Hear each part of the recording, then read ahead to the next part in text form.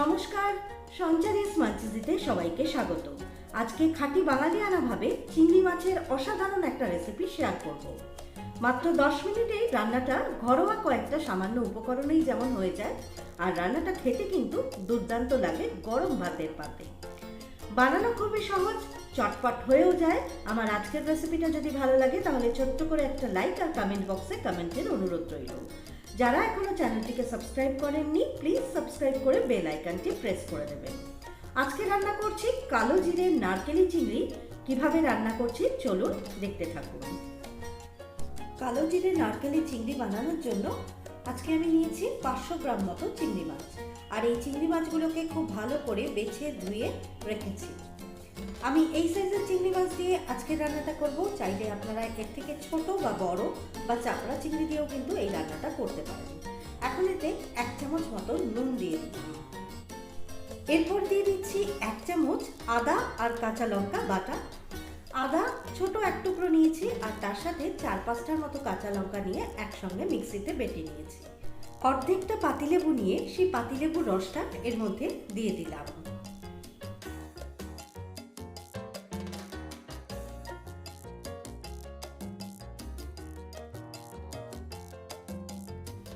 এবারে এতে দিয়ে দিচ্ছি 1/2 চামচ মতো হলুদ গুঁড়ো। এখন সমস্ত উপকরণগুলো মাছের সাথে খুব ভালো করে মাখিয়ে নিচ্ছি।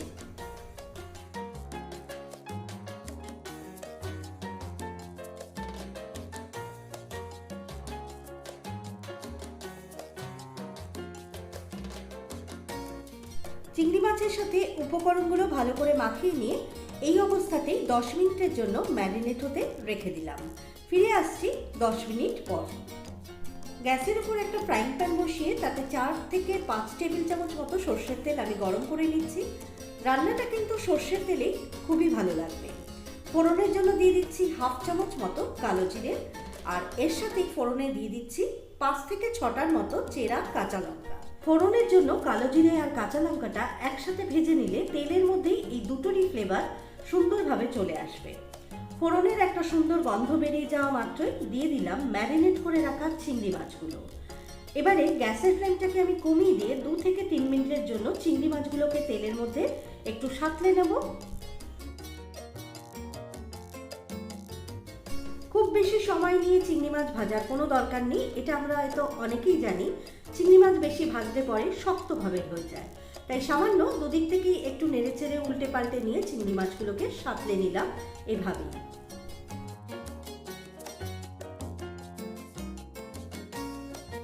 চিংড়ি মাছগুলো সামান্য সাঁতলে নিতেই এখন দেখুন চিংড়ি মাছগুলো একটা হালকা লালচে রং এসে গেছে। এখন ম্যারিনেশনের পাত্রে সামান্য একটু জল দিয়ে, মশলার বাটি ধোয়া জল এর মধ্যে আমি দিয়ে প্যানে একটা ঢাকা লাগিয়ে সামান্য কিছুক্ষণের জন্য রান্নাটা করে নিচ্ছি, যাতে চিংড়ি মাছটা কিছুটা সেদ্ধ হয়ে যায়। 1 থেকে 1.5 মিনিট মতো রান্নাটা করে নিয়ে প্যানের ঢাকনাটা এখন খুলে দিয়ে মাছগুলোকে একটু উল্টে পাল্টে দিচ্ছি।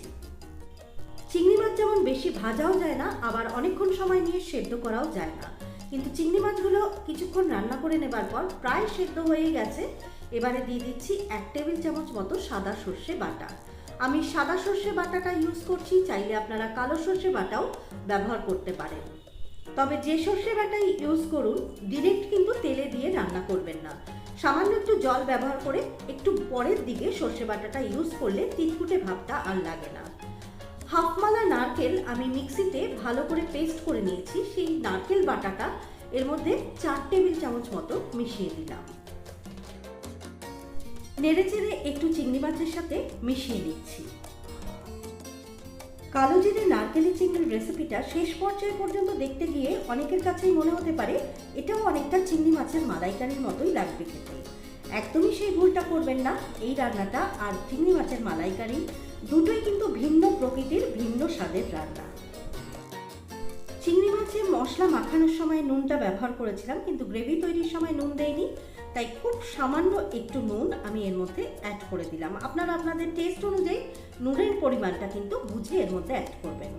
আবারও প্যানে একটা ঢাকা দিয়ে রান্নাটা করে নিচ্ছি, তেলটা একটু ছেড়ে না আসা অবধি। কিছুক্ষণ ঢাকা দিয়ে রান্না করার পর এখন দেখুন সামান্য একটু তেল ছাড়তে শুরু করেছে। তেলটা ছেড়ে আসার জন্য খুব বেশি সময় নিয়ে রান্নাটা কষানোর কোনো দরকার নেই। সামান্য একটু তেল ছাড়তে শুরু করলেই এখন এতে দিয়ে দিলাম হাফ কাপ মতো নারকেলের দুধ। কাঁচা নারকেল থেকে ঘন দুধটা বের করে নিয়ে আমি সেইটাই ব্যবহার করলাম এই রান্নার জন্য।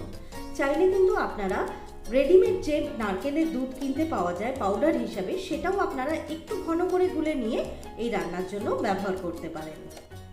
চিংড়ি মাছটা যেহেতু অর্ধেক সেদ্ধ হয়ে গেছে বা রান্না হয়ে গেছে, তাই নারকেলের দুধটা মেশানোর পর কিন্তু আর খুব বেশি সময় নিয়ে রান্না করার প্রয়োজন নেই। গ্যাসের ফ্লেমটা লোতে রেখে প্যানে একটা ঢাকা লাগিয়ে কয়েক সেকেন্ড মাত্র রান্না করে নিলেই কিন্তু রান্নাটা একদম কমপ্লিট হয়ে যাবে।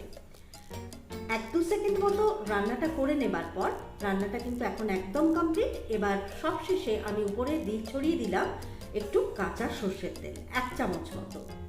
এবারে গ্যাসের ফ্লেমটা বন্ধ করে দিয়ে এটাকে পরিবেশন করে নেব গরম ভাতের সাথে।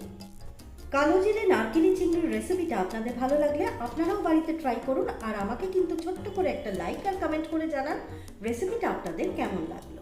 চ্যানেলের যদি নতুন বন্ধু হয়ে থাকেন আর চ্যানেলটি যদি এখনও সাবস্ক্রাইব করা না হয়ে থাকে, তাদের কাছে অনুরোধ রইল চ্যানেলটি সাবস্ক্রাইব করে প্লিজ বেল আইকনটি প্রেস করে দেবেন, যাতে আমার পরবর্তী রেসিপি ভিডিওগুলি প্রতি মঙ্গলবার ও শুক্রবার দুপুর ঠিক 1টায় আপলোডের সাথে সাথেই আপনার কাছেও মোবাইলে নোটিফিকেশনটা চলে আসে। সকলেই ভালো থাকুন, সুস্থ থাকুন। আজ এই পর্যন্ত।